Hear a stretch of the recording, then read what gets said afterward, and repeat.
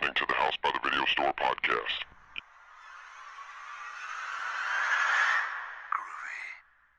There's no more room in hell. The dead will walk here. We have such sights to show you. I kick ass for the Lord! Praise God! Get away!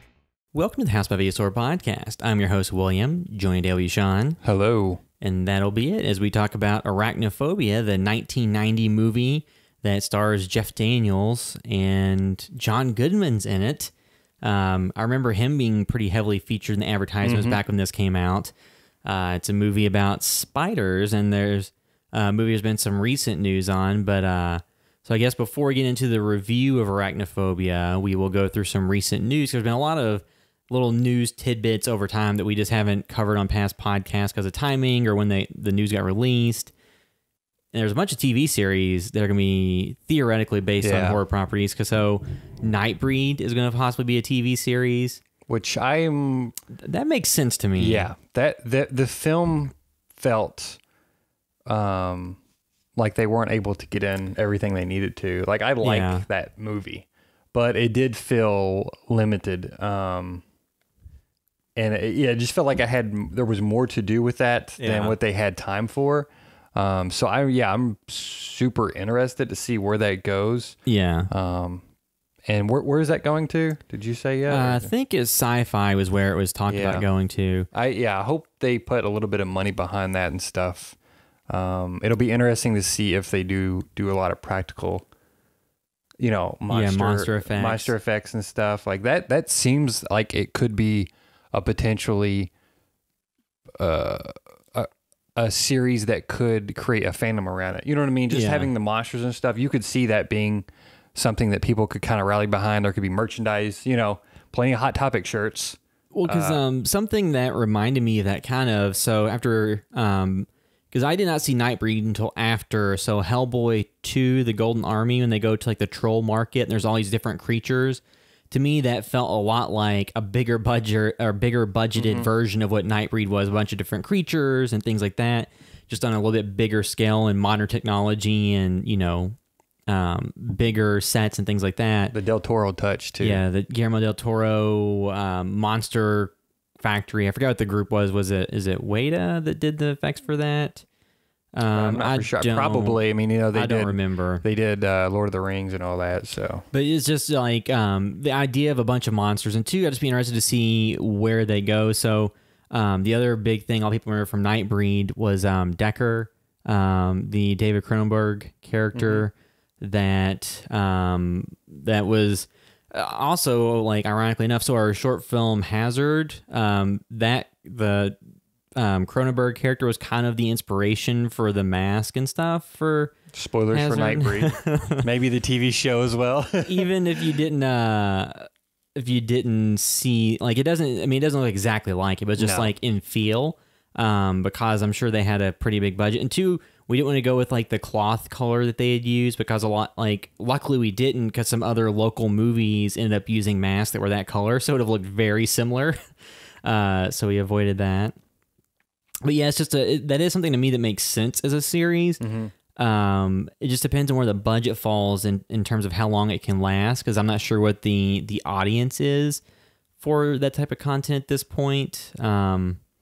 It seems like something that they keep the budget modest enough that it can have enough of a following to last for a while. Yeah, I mean, I'll be interested to see where they go with that, if it's like all in the monster world or whatever, the Median, or if they just kind of dip their toe in it sometimes and it's set, Median. Yeah, it'll be interesting to see what they do. But anything like that, like if you can build an original world with original characters and creatures and stuff, something like Game of Thrones, what I mean? Like if you can do that well, and build your own thing, that people sometimes will find something and latch onto it if it speaks to them in certain ways. Just like a lot of people loved that, whatever that orc cop movie was on Netflix with Will Smith. Oh, Bright. Yeah, you know what I mean? Something like that. Like if it at least feels it's got a bunch of orcs wearing FUBU. Yes, well, if this is a world of monsters and it just seems like it's a real, not a real place, but if it has its own identity, in some ways, that can be very exciting. So hopefully it has some creatives behind it that are really passionate about it and really have a vision. Yeah. And aren't just saying, hey, let's just use what we saw in that film or the book. Because that was also a book too, right? Or was that just original screenplay? No, I think it was based on a book or a short story or something. I think it may have been called... So hopefully it's somebody that wants to kind of take the lead, and I don't know how closely Clive Barker is going to be involved, but they really maybe want to champion this film or this series and kind of do right by it. So I hope that turns out well.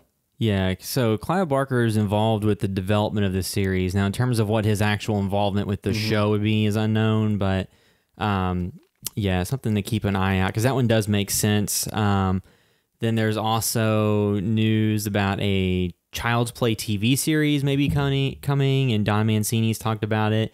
And he had been talking about that for a while, because I'd heard some different podcasts he was on, and he mentioned the idea was to have a series on TV. And, then there's also news that they are trying to fast track another movie that would be about a technologically advanced doll, right? And not just a possessed doll. Yeah, a remake. So it sounds like Don may just be like, okay, you guys are doing this with the movie. I'm going to focus on the show, because he's very much been involved with that series. Yeah. His entire career since it began, directing the last, how many films did he direct? Was it the last 2 or 3? He's directed a few of them. Just the last one anyway. Yeah, because he was the writer, and then he took over directing. But too, it's interesting because that's a series. I guess it could be a similar approach to what they did with Evil Dead, kind of, where they had a remake and then a TV series that brought back the original storyline. So if the TV show is just about the actual Chucky doll, or about the doll possessed, and has, Brad Dourif's voicing and something like that, and then the movie goes in a different direction, that'd be interesting to see how that does, because that's a series, like Evil Dead had those 3 movies and then nothing from 93 or whenever it was till the 2013 remake. Child's Play has had direct-to-video sequels over the years, so it still has existed, but just on kind of the fan level, not the mainstream general audience level. So it's interesting that they think the franchise has enough juice to do these multiple streams of entertainment and media. Well, it seems like it may be like, hey, let's dig into people who knew what Child's Play, who know what that is, because an average, I guess an average audience member probably doesn't even know there's been any Child's Play films since the early 90s, Yeah. So it seems like it's like, hey, we're going to get the new people, maybe like teens with this reboot, and then let's try to pick up anybody else who is interested in the old traditional Child's Play. Because the original series, I think there was The Bride of Chucky, if I remember correctly. That's right. That was late 90s or early 2000s? Because that had like Katherine Heigl in it, and Jennifer Tilly, who's been in Jennifer Tilly, and then what was his name? He was on Three's Company and passed away. John Ritter. Yeah, had John Ritter in it, and I think that was the era where Chucky was on WCW wrestling, like arguing with wrestlers via the promos or something. Who hasn't been on WWF wrestling at or this one of those point? wrestling. Yeah, I remember him taunting some wrestler, maybe it was Hulk Hogan or something, but that's a series where I think everybody's aware of the Chucky doll because it was in Ready Player One, like a little small part. So something that the imagery itself is kind of iconic, and people are all kind of aware of Chucky dolls because even they call the movies Chucky, even though it's Child's Play, and then eventually they go to Cult of Chucky and Bride of Chucky and Seed of Chucky. We've kind of we're doing Arachnophobia, and even in 1990. From everything I've seen, this is listed somewhat as a parody at times, or you know what I mean? Like it's Arachnophobia. Yeah, it is. I mean, it isn't played for complete laughs, but it is very much kind of like a post-modern monster movie. You know what I mean? Like it's just spiders. I know they're deadly and stuff like that, but it almost seems like Chucky. A doll running around, even if it is technologically advanced or whatever, that seems like from certain audience members will get a laugh immediately now in this day and age of what people expect out of horror films, younger audiences. So I'll be really curious to see what approach they take and how that plays. Well, and two, you have the Annabelle movies. That's and true. the Conjuring movie. That's true. So the first Conjuring introduced Annabelle, then you've had the 2 sequels that made good money. So you would have to imagine they sit there and like, well, damn it, we made the Haunted Doll series. Maybe we should be making $60 million domestic, $100 million worldwide. Off Yeah, a $5 I guess million it's just how budget. you frame it, you know. But two, sometimes when you put technology into it, it just seems a little. It seems kitschy. It could get hokey really fast. Yeah. Like if it was just possessed, like, you know, by another criminal. Yeah. Then I think, I don't know, even if they left it a mystery and it was just possessed, Well, like that would be. What's funny is, in my mind, an easier sell for modern audiences. What's funny is, so you have the Chopping Mall remake where it's going to go from technological to spiritual with like spirits. And then you have Child's Play, which is going to go from spiritual and extra paranormal with like a dead killer's ghost inhabiting a doll. And you're going to go from that to a technologically advanced doll. So you have these different franchises reversing courses. Yeah, for me, I wish they would just switch. You know, keep Chopping Mall as is, keep Chucky as is. Because in real life, there have been malls where those little drone robots they put on there for security have like ran over kids or like fell into fountains and stuff. Yeah. But yeah, then the Arachnophobia is something where they've discussed there being a possible remake of it that would be co-produced between James Wan's production company and Amblin. So if you're not aware, James Wan, like The Conjurings, the Insidious movies, or the first 2, and he's done a bunch of other stuff. Producing wise, Lights Out, Annabelle. Yeah. Then he directed Fast Furious, or the Fast Furious 7. Oh, 7? Who did 3? Was it the other? So Justin Lin did like 3 through 6. Then James Wan did 1, and then they handed it off. So he's directed a bunch of stuff, and you know, like one of the highest grossing current directors in the horror genre, taking out his action movie stuff. And he directed no, I'm trying to remember who directed what. He's directing the Aquaman movie. He's directing Aquaman for WB, or Warner Brothers. So he's had like, you know, big hits. So his company and Amblin, which is Spielberg's company, have talked about doing a reboot of Arachnophobia, and no real talent, you know, acting or directing or writing wise attached to it at this point. It's just in the, you know, it's been making the rounds in news. I wonder if it would be like, granted, this doesn't have the cachet as, let's say, an Independence Day, Jurassic Park, but I wonder if it would be like primarily a reboot, but then they call in Jeff Daniels and John Goodman, you know. Do they like, play it like Jurassic World? That's what I was wondering. Yeah, like it's a soft reboot kind of in some regards. Yeah, you have John Goodman come in and... Yeah, and in this type of film, it's like whatever if they reboot the whole thing, but what you want from those is those actors. You know what I mean? Jurassic Park, I understand people don't want to like erase that history of those films. Maybe they want to erase history of a couple of those films. Yeah, but 2 or 3. But for the record, I like The Lost World. I liked it as a kid. I haven't really rewatched it much as an adult. I've had it on, you know, and there's goofy stuff in there. As a kid, I was obsessed with dirt bikes whenever that came out, so I really liked it because they had dirt bikes. And they had really good set pieces, like the trailer set piece with the Julianne Moore, T-Rexes. I mean, that scene is amazing. And then I just remember, like, as a whole, the entire conceit of it. But then, like, Jurassic World 3. Jurassic World 3 is the one that has when Dr. Grant's asleep, the raptor says Alan to him. Yes, yeah. Okay. But Arachnophobia doesn't really, is, you know, a one-shot Why did you remind me of that? I don't know. It's because I saw I think Honest Trailers did one about Jurassic World 3, and well, I was just thinking about it showed like 100 times the Velociraptor saying Alan. Well, I was just thinking of Event Horizon. Yeah, because Sam Neill having the visions. Yeah. And it made me wonder, is it the shared universe? So Arachnophobia, I'm all in on a reboot, remake, another version of that. Like, we can talk about the film more once we get into it, but I'm interested. Like, I hope it would be a soft reboot or something, or even just have them as cameos, like the Ghostbusters. Yeah, you know what I mean. Like, just have somebody good. Don't just and I would think with, you know, Amblin and James Wan, like they may get some good talent for this. Yeah. It doesn't, you know, I'm not saying get Tom Cruise in here to be running from spiders. He runs really well. But just some, you know, some great character actors or just some great actors that, you know, just populate this film. Because that was kind of the best part of that. One other thing too, we didn't talk about this before the podcast, but I know we've mentioned it online, quote online, to each other, that, you know, David Lynch was spotted at Netflix, and there has been a lot of the cast members kind of saying like, you know, we're all game if Lynch wants to do another one. And he said like, hey, yeah, I've got some things I want to do maybe with kind of where that series ended. But there was an article by the Film Stage. They're kind of trying to maybe make a case for that film that had been, I guess the script had been passed around, called Room to Dream. Or sorry, in his memoir, Room to Dream, he's been talking about a film he had been wanting to do.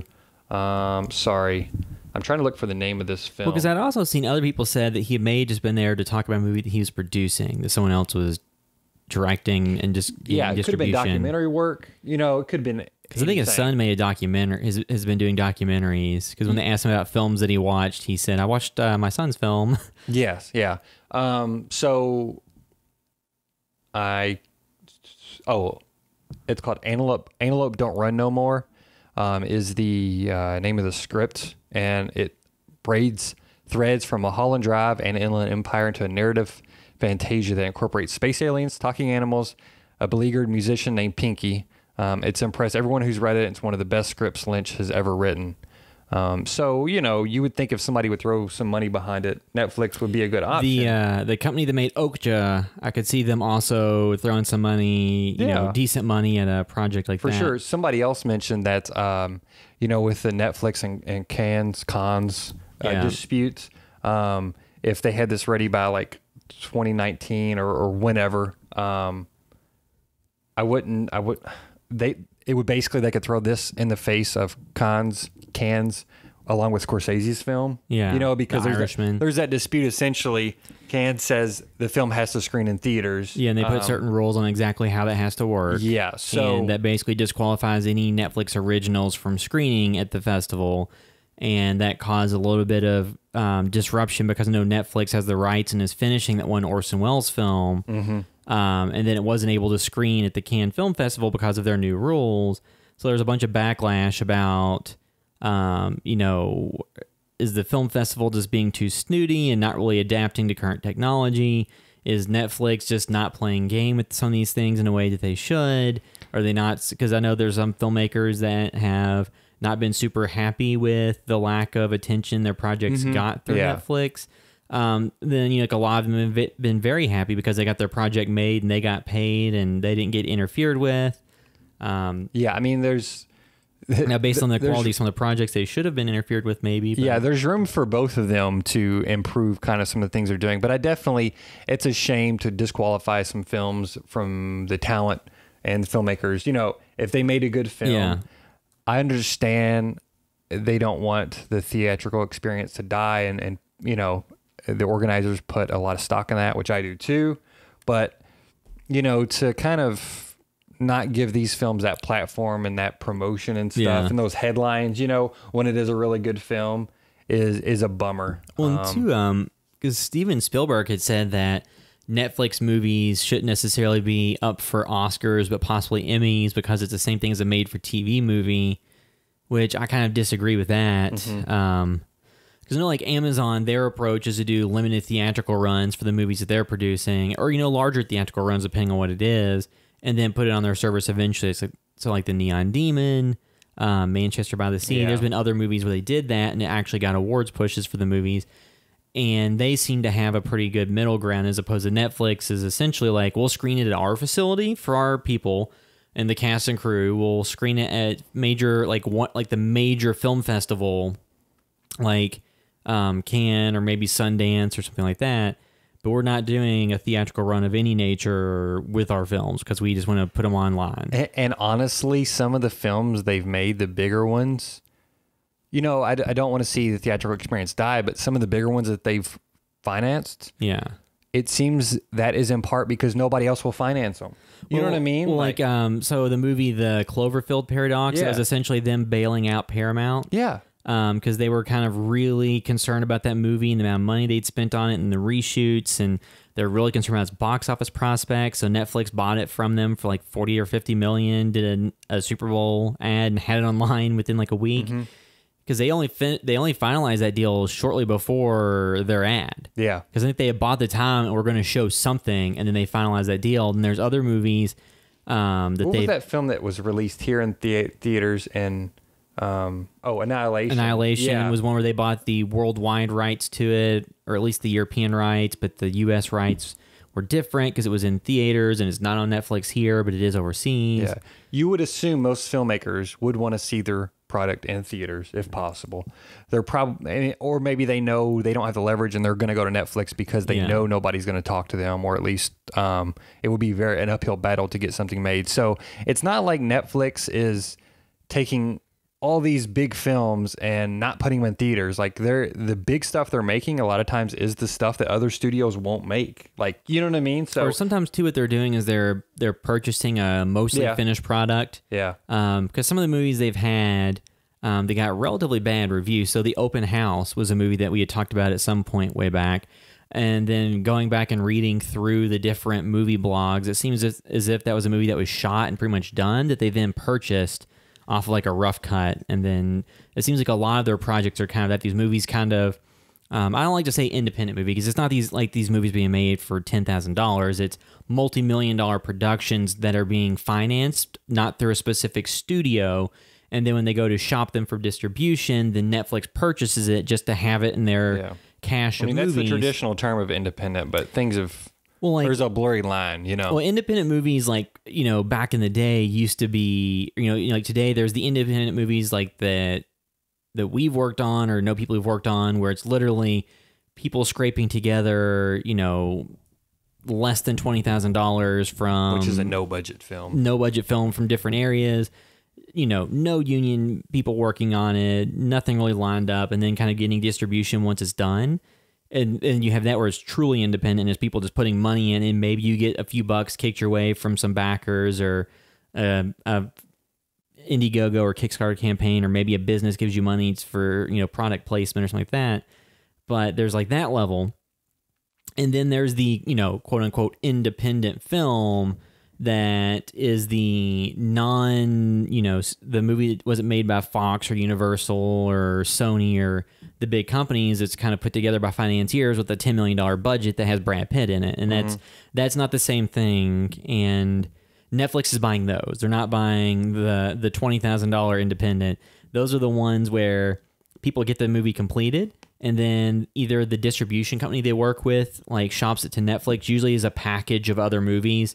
So a small distributor will have 30 movies they have, and they go to Netflix and say, what will you give us for this package of 30 movies to go on your service? And Netflix gives them a figure, and that's the way that works. Or it's people paying a middleman to get their movie shown in Netflix to see if it'll go on there, and then they make a monetary offer back to if they want the film, which usually isn't much money. Because I've read where because I think it was The Guest, was a movie. So that was like a $2 million, $1 million budget movie.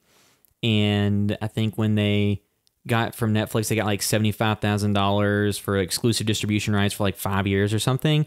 So when you look at the fact it's $1 million movie, and that's going to effectively kill your DVD, Blu-ray sales and your video on demand sales for the next 5 years, that's not much money. So Netflix isn't super lucrative for small movies. It's great if they can bail your ass out on a big project if you're a studio, or if you're a mid-tier content producer and they want to produce your projects, that's great too. It just seems like they have closed the doors a little bit compared to what used to be about 3 years ago, and it's more series than movies. And even if they purchase series, it seems like their prices now have gone down some from what they were a couple of years ago. They've made more and more content. And they're making things like Bright, which are, you know, close to $100 million movie that has Will Smith from the director of Suicide Squad, that I was not a fan of because it just, to me, felt very much like a 90s Will Smith movie. Like the back and forth at the end between him and his, you know, partner felt very tacked on, and felt very the type of jawing that Will Smith was doing in Independence Day. And just like I'd rather see a bunch of $10 million projects instead of fewer $100 million projects, but that's just me. But it's cool if they take a risk on some of those every now and then. Like, hey, what are they, you know what I mean? Especially when it's something as weird as that movie kind of seems. Well, too, though, it does seem like it may be to some of these movies' detriment that they're not really doing some of the focus testing and some of the creative constraints, because it seems like some of these movies, like So Mute, the movie from Duncan Jones, was something that got a lot of talk about it and people were really hyped for it, and then it came out and kind of got pretty bad reviews. And a lot of the original movies tend to kind of have not great critical reception, and the ones that they do have that have better critical reception are typically film festival movies they purchase or acquire. Yeah. Like Mudbound or I Don't Feel Alone or I Don't Feel at Home in This World Anymore. So movies like that they buy from festivals that do well. So yeah, just a lot of stuff like that. And I've read a bunch of articles about Netflix movies and how that works. I've just been interested in what their acquisition process is.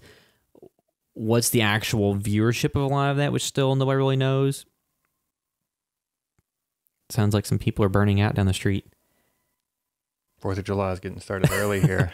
It's July 3rd, by the way, is when we're recording this. Yeah, so happy 4th of July, because it should be released today, I think. But yeah. So it should be released before the 4th. So don't blow yourself up with fireworks. Don't blow up someone else's house. Don't burn things down. Don't be inconsiderate and keep doing fireworks for the next week and a half, because people do have kids that get woken up by fireworks. They have pets that get My neighborhood terrified. likes to start like 2 or 3 weeks before 4th of July, and they'll go to the end of the month. It's every year, which, my my dog is scared out of her mind of storms, so fireworks don't do much else for her. So that's pretty much all the news, right? Yep. So we can move into our discussion of Arachnophobia, the 1990 movie that starred Jeff Daniels. And I mentioned before we started recording, like, when I was a kid, for whatever reason, I was certain this movie starred Bill Pullman. And I don't know why that was, because I think I saw this movie back after it came out, it was on cable. So I remember seeing it, and then I saw Independence Day, and I guess I just thought it was the same guy. Yeah. I rented that. Well, my family rented this when it came out. Yeah. I remember renting this from the store and being kind of pretty excited. And I remember that image of John Goodman, like coming into the barn or whatever, in his full getup. Like that image was burned in my mind from this film. That's what I remember most from it. And the last time I saw this was probably when we rented it, like that first time. Like I remember nothing about the plot. Yeah. I just remember enjoying the film. 91 is, I think, when it hit video stores, and I was like 5 or 6, so I was pretty young, but and two, this film was expensive to rent. It was $4 to rent. You want to buy the HD version, it's like $18. Yeah, so it's not on a lot of streaming services. We just did it because, there's been the news about the remake, so it's kind of time to revisit it. And there's a lot of times there's movies that are out there that we'll have on the docket to eventually do for the podcast. Some of them are just ones where I look at, it's like, I really don't want to watch that. As opposed to this one, I didn't have that reaction because I remember looking back on it positively. So the director of the movie, Frank Marshall, also directed Congo in 95, which is one we need to go back and do at some point. Yeah, for sure. One that had Bruce Campbell in a small role. That one I watched like on HBO or something when that came out. And he also produced tons of stuff with Spielberg, Amblin. He's married to Kathleen Kennedy, who some people blame for Star Wars. We'll stay out of that discussion. But yeah, he made a making of Indiana Jones and Temple of Doom TV movie in 85. I've seen clips from that. That's awesome. Have you watched the clips from that? Showing, like, they show the little models of the mine carts and all that stuff. Yeah. That's a really cool little documentary. I think somebody put it on Vimeo a while back. But so we'll do full spoilers throughout just because it's a movie that you've probably seen at some point. In the basic synopsis, a species of South American killer spider hitches a lift to the U.S. in a coffin and starts to breed and kill. That's from IMDb. Now, the thing that I was watching this movie and I wondered is, like, how many spiders did they kill to make this movie? I was trying to see at the end if it said no spiders were harmed, because they were. Because there's ones that I was watching, I was like, where's the cut? Where's the cut? Where's the cut? Because a lot of times if you see it crawling on stuff, that's fine. You don't have to kill it. But when you actually see, like, somebody, you see it walking on a deck and then somebody puts their foot down and crunches it, there's not much of a way you could kind of cut around that. Well, apparently, let's see. I was looking on IMDb, or Wikipedia, and it had some, I guess, people who were mad about it because it's put spiders in a negative light. There were protesters on this film, which is not surprising. So This was the first film I saw Jeff Daniels in, and probably the second was Dumb and Dumber. So I remember seeing him in Point Blank because he was in that too. So I think I'd seen him in that because that would have been around the same time, I think. Let's see, because Jeff Daniels, because that was in 90. He's been in a lot of stuff since then. He is a phenomenal actor. Even just recently, like that show Godless, Newsroom. He's whatever you think of that, and I know the second season that gets really wonky. Or no, he was in Speed. Okay, yeah. He was in Speed. Who was I thinking of that was in Point Break? You said Point Blank. Or no, I'm just making things up. I'm just making things up. Yeah, Point Break. I haven't seen Point Blank. No, he was not in that, but he was in Speed. That's what I was You're thinking of Gary Busey. No, I think I was just confusing that with Speed, maybe because you have Keanu Reeves. It's really easy to confuse all these things, but Arachnophobia. Basically you just have a big city doctor from San Francisco who moves to a smaller town to take over a practice from a doctor who's about to retire, who once he gets there then decides that he's not going to retire and that he's going to continue on, leaving him with essentially no patients. And him and his wife and their kids have bought this house in that area.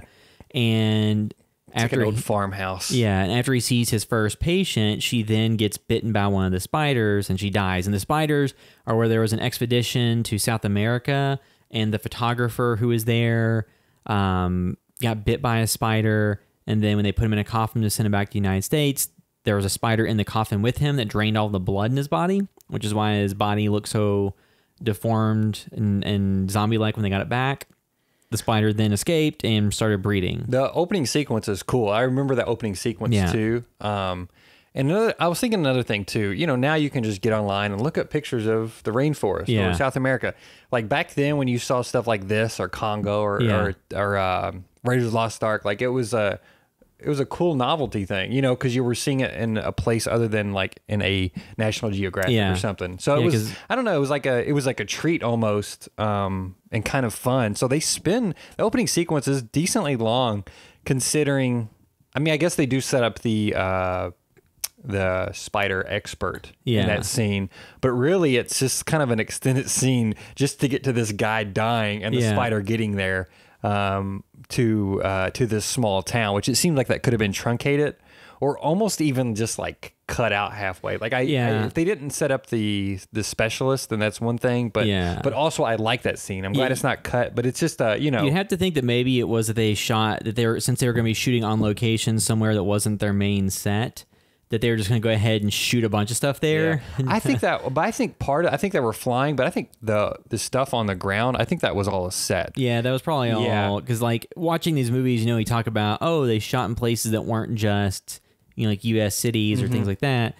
But a lot of times they're substituting one place for another. They're shooting stuff on a set. I mean, there are some scenes you can't fake when they show like big mountains or things like that in some movies. But stuff like this, they could have easily shot a lot of that stuff in the forest. In sound stages or places like that. Yeah, I think they absolutely did. And I think I remember thinking I was watching it. But I like the opening sequence. Like, I wanted to watch it with my wife, but it just didn't work out. Like, I literally just watched it before coming over here. But just hit the spider crawling up. You know what I mean? Like, I'm not afraid of spiders, but even if you like spiders, just I think the thought of something crawling on you unexpectedly, kind of makes you squirm a little bit. Most people I know, like I have a memory as a kid, so back before zip lines were a huge deal and you can go anywhere and play with them or go and like zip line. When I was a kid, I built one in my backyard from this one tree where I tied a rope up on one of the highest branches I could get to. I had it go and tied to a fence post across the yard. Then I made a makeshift thing to zip line down with, or I think we like welded a bunch of, because my dad's mechanic, so he had like welding equipment. We weld like those plastic hangers with the metal piece that was the thicker ones. We had welded a bunch of those together and made a thing that I connected to handles to zip line down this rope. And then when I was putting the rope up again one time, I reached up to the highest branch I could, and then the bark came off, and then like a nest of baby spiders fell down my face and shirt. So I had all these little like gross, wet, tiny spiders all over me.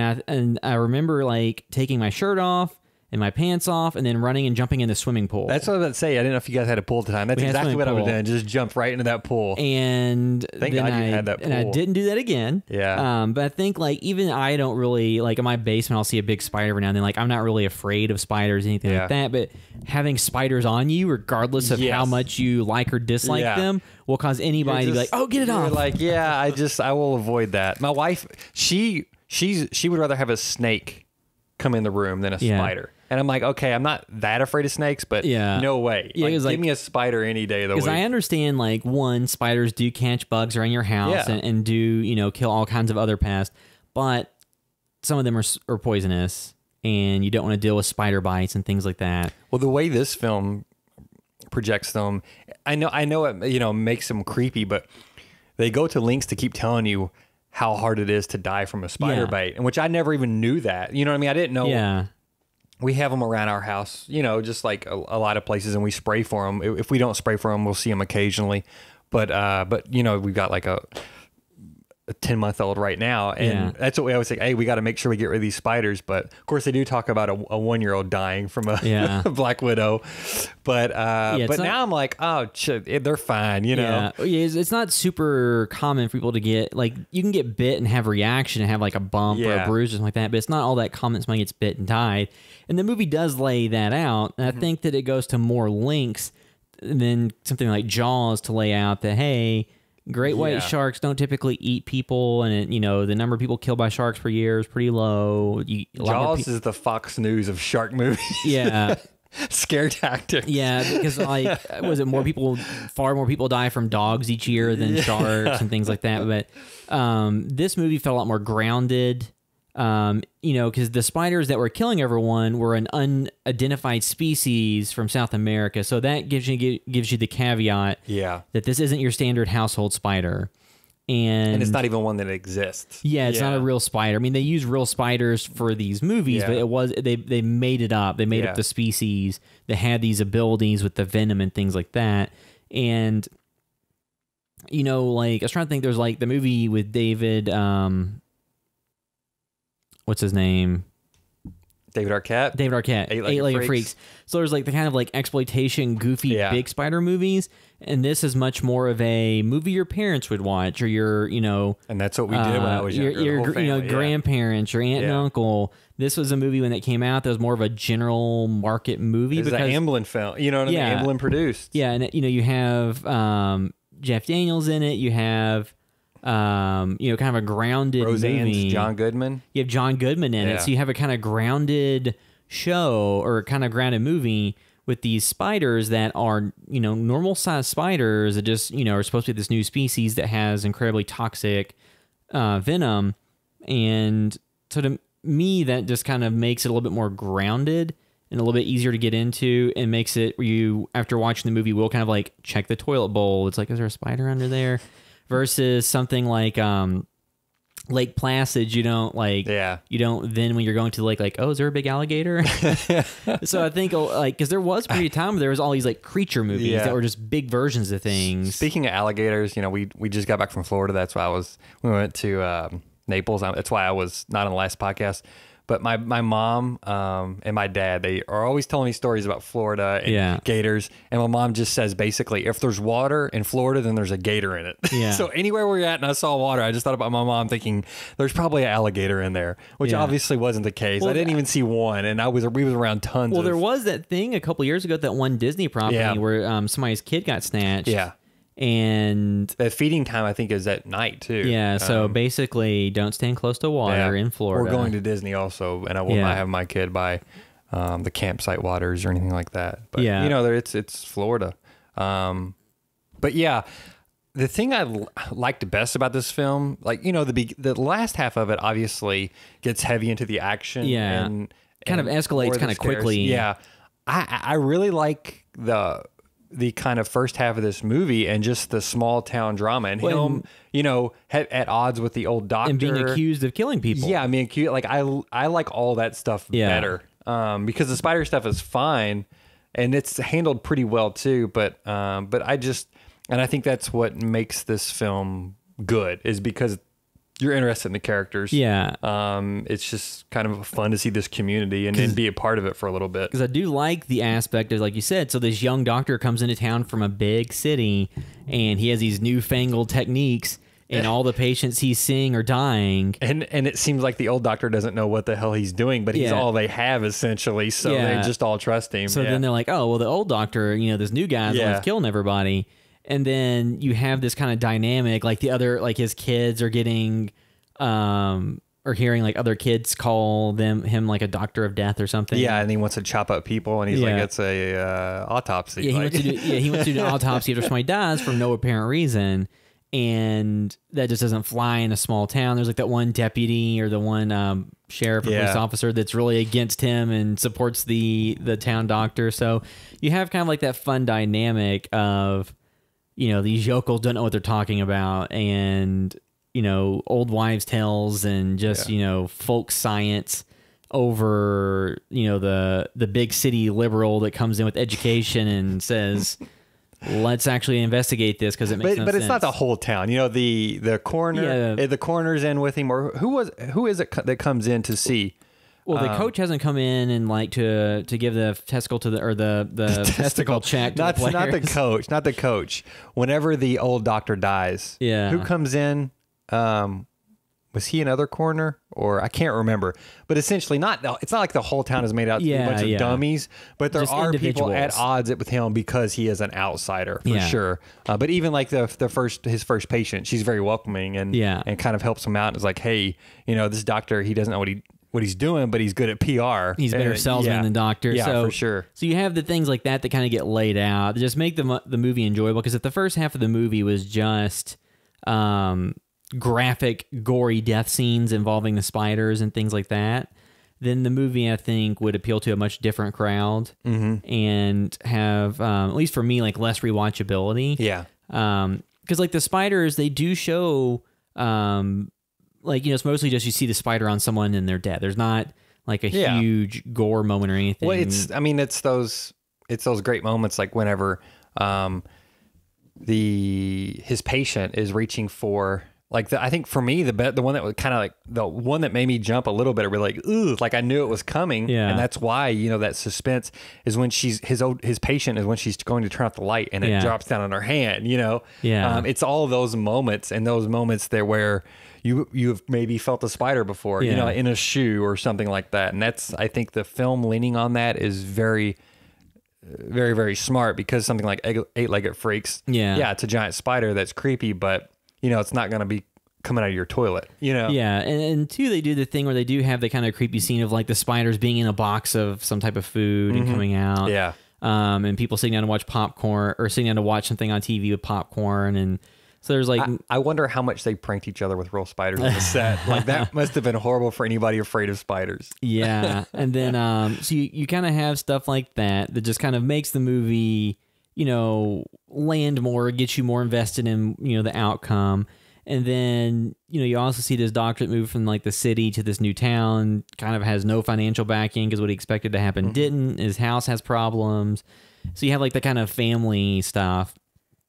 And then you get into the back half of the movie. Well, it's really like the last third really kicks the action up a lot when they kind of realize that their house is the nest of the spiders.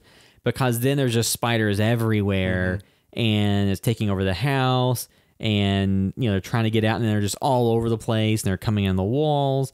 And that would be one where people who had a problem with spiders probably would not want to have been on that set. Oh, in those rooms, there's spiders all over the walls. Yeah. And those scenes were fine. They, you felt like they needed to happen at the climax of this film, but they were less creepy to me than, than just say a single spider dropping on somebody's hand.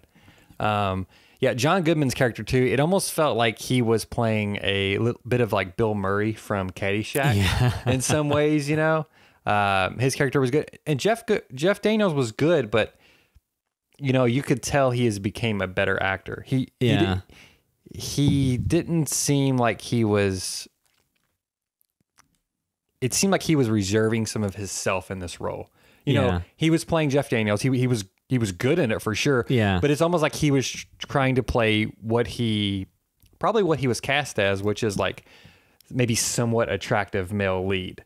Yeah. When now you see Jeff Daniels, he doesn't. It seems like after Dumb and Dumber, he's like, I'm not trying to be attractive. Like, you know what I mean? I don't know. It just seems like he's a different actor now and more interesting actor now. Well, because like I said, like that and Speed, feels like you could have interchangeably cast Bill Pullman. Yeah. Mm-hmm. And then it feels like after Dumb and Dumber, that kind of changed the trajectory for his career a little bit. But then in more recent years, he's been a lot more serious fare. You know, he's on the Newsroom, so the Aaron Sorkin and he was in some dialogue. independent stuff like the Noah Baumbach Squid and the Whale, like 2003, I think. Yeah. He was like phenomenal in that. That was the first thing I probably saw him at when I know he'd been in some earlier stuff than this and some other dramatic roles and some Disney movies like Because of Winn-Dixie and all that stuff. But when I saw Squid and the Whale, I was paying way more attention to him, even though I loved him from Dumb and Dumber. Yeah. But I was paying a lot more attention to him and just, I think he's phenomenal. He's in Looper also. He's like the head, like, I guess, mob guy or whatever. Phenomenal in that. Yeah. He's awesome. Yeah. Cause, so in that era, so when he did, Arachnophobia. I mean, he's been in a bunch of stuff, but then, like I said, he's on Frasier as a character named Doug. He was in Speed. Then he was in Dumb and Dumber. Is that Way of the Gun? No, these are older. He's in Speed. Then he was in Fly Away Home. I remember that. Yeah. 101 Dalmatians. Again, a lot of Disney stuff. Pleasantville. Yeah, that was pretty good. Then some, different series and movies, Bloodwork, with Clint Eastwood, and then trying to get to more current stuff. And then it does shift at some point. He starts doing a little bit more serious fare. And then, in recent years, he was in Looper. Then he did Dumb and Dumber 2. He's in The Newsroom, Steve Jobs, The Martian. Oh yeah, The Martian. Yeah. Godless, that new Hulu show Looming Tower. So it kind of shifted to more serious projects over time. He plays an excellent villain, but I would love to see him revisit this film. You know, just to see him as an actor. Like, okay, here he is. What is this? 30 years later, almost. And John Goodman as well. Just because I love both of them so much. Yeah, and like John Goodman, doesn't look that much different. He's lost a lot of weight. I don't know about Roseanne, but I know he lost a lot of weight there for a while. Yeah, he's shifted back and forth over the years, but in terms of just he could still play that role and be just fine. Yeah, for sure. And again, he is phenomenal actor. Yeah, speaking of him, 10 Cloverfield Lane. Did you see he's doing that Danny McBride? I think Danny McBride may have created this mainly on his own, but also Jody Hill and what's his other collaborator? David Gordon Green. David Gordon Green. They're producing. It's a new HBO show where John Goodman plays a TV evangelist.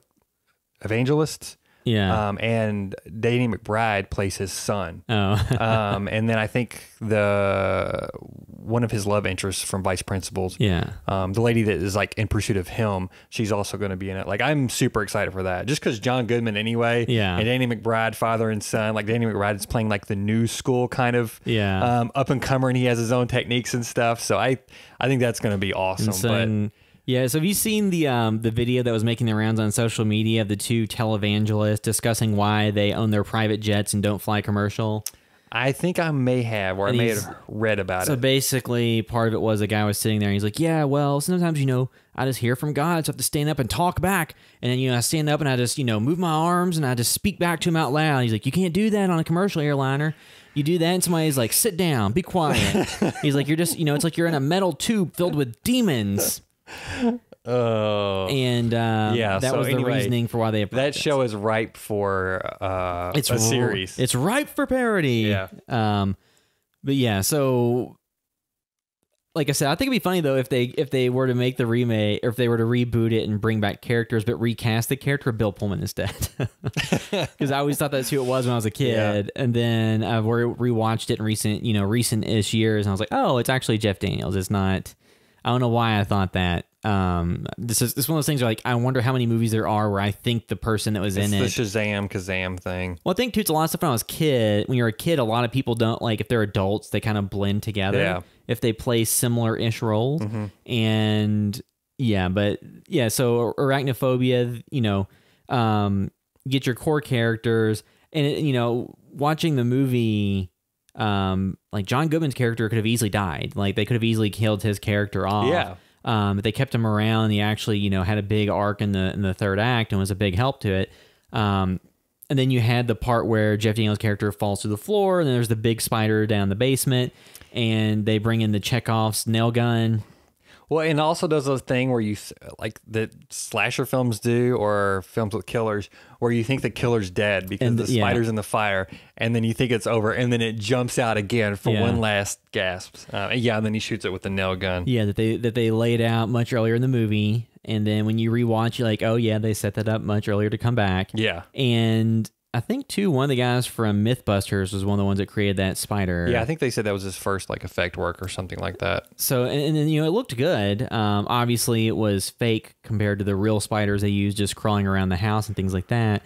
Yeah, so the third act, I mean, it goes about the way you'd expect. It's pretty conventional. And when it comes, like, the spider experts, it's funny that the actual, like, major expert is kind of the secondary character as opposed to his helper that he sends first. Yeah. So you would think that the assistant was the disposable character, and the main, like, professor or whatever would be the one who was the main character, but it kind of reverses that role. And since he's the one that kind of withholds information and, doesn't go there until later, he's more disposable than the guy that's got, boots on the ground, ingrained, being helpful to everyone from the start. So that was kind of like a nice reversal of how a lot of those movies work, where they send their assistant just to be slaughtered, and then the real person shows up and takes over. I mean, I'm sure with the marketing, you knew who the lead was too, but even as the film opens, you think maybe you're going to be following this photographer, and then he just gets killed off immediately. The main thing that I remember from the advertising in 1990 or 91 or whenever they were advertising it, either for theaters or for TV or whatever, I remember the stuff with John Goodman, like, getting his equipment out and getting ready. I remember that. And then the movie, like you said, there was moments played for comedy, but the movie itself was serious with the comedic bent. Yeah. It wasn't parody. It was more just self-aware a little bit. Yeah. There was a great line, I think, whenever they're meeting with some of the townspeople and they're talking to the coach, and he talks about his son as like a quarterback or something. Yeah. And he's like, I'm the coach. And Jeff Daniels' wife says something like, nepotism, huh? Yeah. And the wife says, oh no, we're Baptist. Yeah. Like, there's some great little dialogue in there too. Like I said, just the casting. Miss Trimmin from Twin Peaks shows up. Yeah. She was a little creepier than all the spiders. And she's also Billy Madison, right? One of those films. She's been in a lot of stuff. Happy Gilmore. Yeah, I mean, I enjoyed the film. This film does not have a huge following. It seems like people don't talk about it a lot. Yeah, because it was made for like $22-ish million and made like 53 domestic, and then did well on video and then on cable over the years. I think it made $30 million on video. So the box art too and the poster I always loved. I remember looking at that video store over and over. Yeah. I don't know if I looked at it a lot and then rented it, or rented it and then just always like admired it. But I love this simple, like, kind of painted box art of just the moon or whatever, and then the spider hanging down. Yeah. So it's a movie that, had a decent enough box office performance and had good, video performance. Now, I'm sure it was on cable for a long time, because that's where I saw it. Yeah, see, I've never seen it on cable. And I think I've seen it on, actually, now that you say that, a couple times. I think I may have turned it on for a bit. But yeah, like, it just seems like this film has not lived on like some other horror films. And it's not, this is light horror, it's a little bit thriller. But it also is a film that's not forgotten, just because people mention Arachnophobia quite a bit. You know what I mean? Like, it's a film that people haven't forgotten all the way, but maybe just haven't watched in a long time. Well, I think it's because it doesn't have those over-the-top genre elements. It's more straightforward, that it may have done better initially at the box office, but doesn't have the legacy years later, because it's not as outlandish that makes people kind of immediately think about it, as opposed to something like Lake Placid or movies like that. you remember like, oh, big crocodile. So there's like the kind of hook versus just like killer spiders. Yeah. And it's got a good script, good actors. So, but not masterful, not a masterful script, not masterful directing, and not, you know what I mean? Not like it's not the like greatest performances to speak of in thriller. It's not a movie they're history. probably showing in film school or anything like that, but it's a solid genre movie that didn't go so far into genre that it kind of made it a mainstay. So it's one of those things where I think a lot of movies you can have a more palatable movie for the masses that makes more money and sells more, tickets and rentals and copies up front, and then it's kind of done. Or you can have the more cult movies that have a following that evolves over the years and picks up in merchandising. And bankrupts the filmmakers. Yeah, but too, it's also a lot of times like when you go to these horror conventions and things like that, like a Jeff Daniels is not going to those conventions to cash in, at least not at this point in his career. Yeah. And his career is varied enough. He didn't get pigeonholed into this one movie as opposed to a lot of, people who are in Friday the 13th. Are going to, that didn't do a whole lot else, are going to be going to those conventions a lot. So I think you kind of have the break between kind of like mainstream movies with, with big name actors who've been in other big budget properties and have consistent work. And then you have the genre movies where the people in them are you constantly see them at conventions and doing photo ops and signatures. So I think sometimes just the way the movies are perceived, if you have the exact same movie, if that movie had, Arachnophobia had like Reggie Bannister and some other people in it, then it'd be more of like a convention hit that people look back at versus having, John Goodman and Jeff Daniels who have been in, Oscar or Emmy nominated things and got a lot of buzz and praise. So there's a difference there. But yeah, I guess we can kind of wrap up our discussion on that and kind of give what our scores are. And like I said, with all these scores, they're all meaningless because you can't really say this gets this out of this. It's better than that. Yeah, I don't ever compare any of them. I mean, I would think I'd probably give it somewhere around a 7. Yeah. Like, I enjoy it. And I actually do want to see, there's probably not much special features on the Blu-ray, but I do kind of want to get that. Yeah. Because I do want to know what they did for a lot of things. Yeah. I would be interested to see how many spiders they killed. Yeah. Or like, just how do they make the spider web? Yeah. Not that it's like a huge mystery, but you know what I mean? Just all that stuff, like, because all the spider webs and stuff looked really good. Yeah. None of that looked fake. The spiders did look fake at times, and that's fine though. Yeah. Well, because like they're not going to just consistently do reshoots of just crunching a real spider over and over. Yeah. And especially spiders are creatures you can't control. Yeah. So. But they used a lot of real spiders, and that was a smart thing to do. So I'd probably give it like a 7 or so. I enjoyed it. I do want to watch it again. I will probably watch it again before like 20 or 30 years is up like this time, but it's something I definitely would like to show my daughter when she gets older. Yeah, or, it's nothing really profane. No. There's nothing really objectionable in it. It's just like a fun, creepy little movie if spiders get to you. Yeah, so I think I would be in the same range, like 7.5, 8, because it's an enjoyable enough movie. It just feels like it's not genre enough that it would be really part of like the horror movie marathons they have in October, because it's just mainstream enough that it would could be shown any time of the year. To me, it feels like a summer movie because it feels kind of summerish. Yeah. But yeah, I think like a solid 7 to 8. So like I'd say like 7.5. It's like fun movie. Because a lot, like I said, sometimes for the podcast we think about movies we're going to do, and I kind of think about movies like, I really don't want to watch this. As opposed to this one, I was like, oh, okay, I'll watch this. And then I watched it, and I, didn't have the draw to get on my phone, and I wasn't bored or anything. Yeah, I'm curious to see what that remake's going to be. Also, I may have missed this part. Did he put on a glove when he was checking all those football players and making them cough? I don't remember seeing a scene where he put on a glove, and I just think, man, he's going from football player to football player. Is he grifting them? Does he? He's like, hopefully none of you boys have anything down here. Yeah. So, but it's a pretty fun movie. And yeah, definitely rewatchable. I think that's another thing. It's rewatchable. It's nothing that's maybe many people won't regard this as their favorite film. Yeah. But yeah, it was a success. I think Frank Marshall did a good job his first time around directing. Yeah. I wonder if Spielberg helped him at all, because some elements of it felt Spielberg-esque, especially the opening scenes. At least from the production side, it feels like he'd have had an influence. Really, the opening jungle scene, I was like, this feels a little bit like Spielberg, but could be totally wrong. Yeah. Yeah. And well, yeah, so that'll wrap our discussion. We'll continue our 90s phase because we did The Crow for the last episode, Arachnophobia for this one. The next episode is Event Horizon, which is the Paul W.S. Anderson movie with Sam Neill, Lawrence Fishburne, and some others.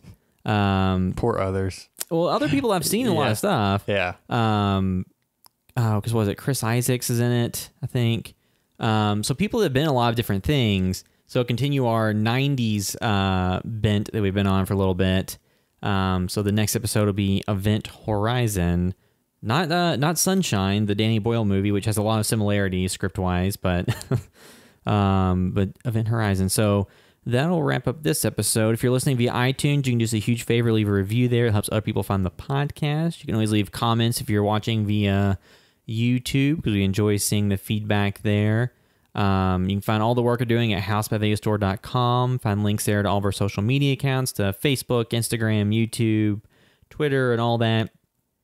And we do have an Instagram TV channel. I'm still figuring out what to do with that. Because vertical video, I know that's what a lot of people like to see on social media, apparently. But for video producers who don't want to just shoot selfie videos on their phone, it's kind of a pain in the ass, because this video we're shooting right now is a 16:9 widescreen video that goes on YouTube. If you try to make it into a vertical video, it only fills a third of the screen. In the middle, black bars above the top and bottom. Or you crop in a lot and everything looks weird. So still figuring out what to do with that. If anybody actually really uses Instagram TV a lot and likes that, and likes certain types of content, definitely comment on this episode or anything that we do, just to kind of tell us about that, because we're trying to figure out where our audience overlaps with Instagram TV and that type of stuff. We were talking before, and I've only opened it like 3 times. Like, how much effort should we expend at this point? Does the horror audience, because we know our demographics are mostly 25 to 35-year-old men who like horror movies for the most part. Then it's like 80% men, 20% women from everything we've seen. Does that audience care about Instagram TV and these vertical videos on Facebook, or they prefer just to see standard stuff? So if you have any strong feelings on that, let us know. That'd be interesting to know. But yeah, you can find all the stuff we're doing at housebyvideostore.com. To find us on social media, you can find me on Instagram at @TheWilliamCaps. And I'm at BlevinSean on Twitter. And that'll wrap up this episode of the House by VSR podcast. Thanks for listening.